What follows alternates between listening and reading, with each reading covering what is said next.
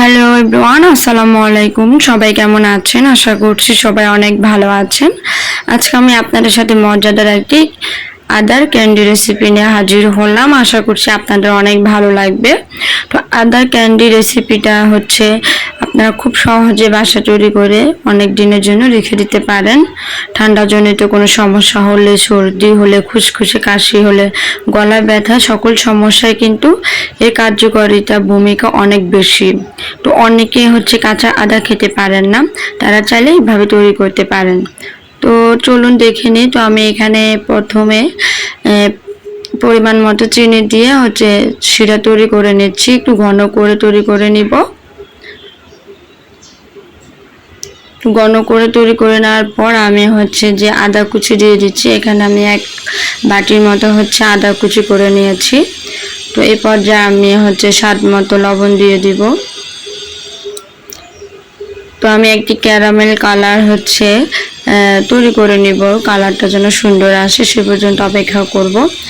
তো আমার ক্যান্ডিটা হচ্ছে তৈরি হয়ে গেছে। তো এখন আমি দেখব আদার ক্যান্ডিটা তৈরি হয়েছে কিভাবে বুঝবো।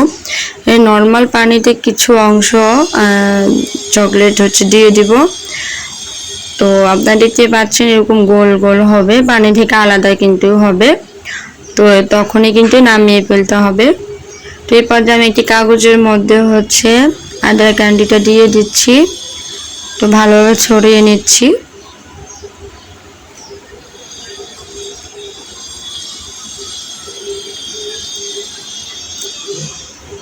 তো ছড়িয়ে নেওয়ার পর হচ্ছে যে আমি একটি কাগজ দিয়ে চেপে নিব। তো কিছুক্ষণের জন্য এইভাবে রেখে দিব। তো এখন আমি দেখতে পাচ্ছেন কিন্তু হচ্ছে আমার আদার ক্যান্ডিটা তৈরি হয়ে গেছে। এবার আমি পছন্দ মতো সাইজ করে নিব। তো এটি আপনারা তৈরি করে 1 মাসের জন্য হচ্ছে কাচের কৌটো রেখে দিতে পারেন।